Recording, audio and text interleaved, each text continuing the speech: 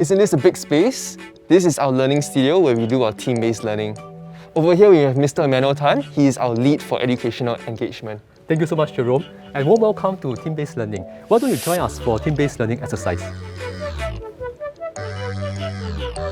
This is where we conduct our team-based learning exercise. So there are many interesting features of team-based learning. Maybe today I can highlight two interesting features.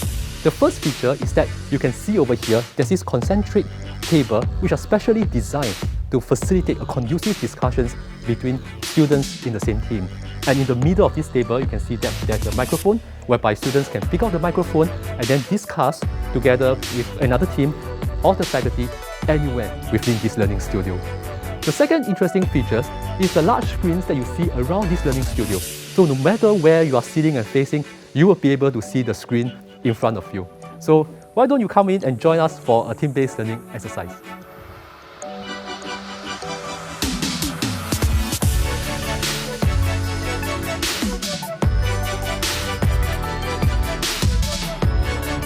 So students usually begin team-based learning sessions by preparing for the lessons before they come to class.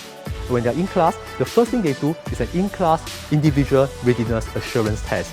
As you can see over here, our students are actively engaged in a closed book individual test that enables them to be ready for the rest of the class.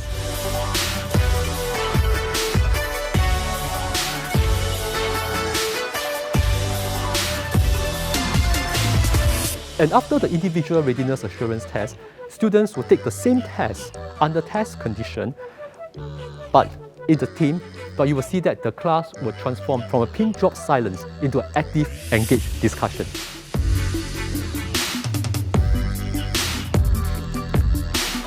Patient has desire. ECG shows data with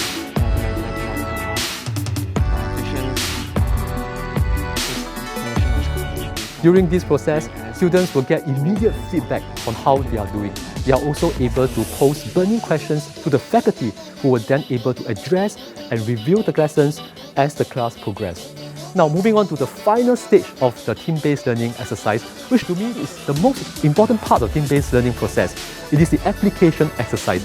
This is where students will engage in real-life clinical scenario and apply what they have learned before that into these case studies. As you can see that students now are engaging in this application exercise, and having discussed, they will then simultaneously report their findings to the whole class.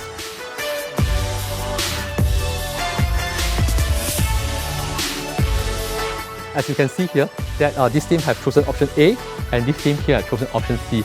And we actually encourage students to defend and also to discuss the answers in the class. So may I invite this team over here to share with us your answers, please.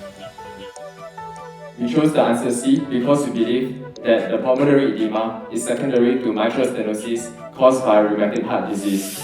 This is because the patient had a previous infection by the bacteria Streptococcus pyogenes. Thank you. Thank you very much.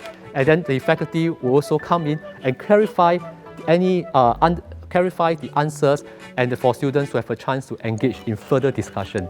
And with that, thank you very much. I hope you enjoy our TBL session.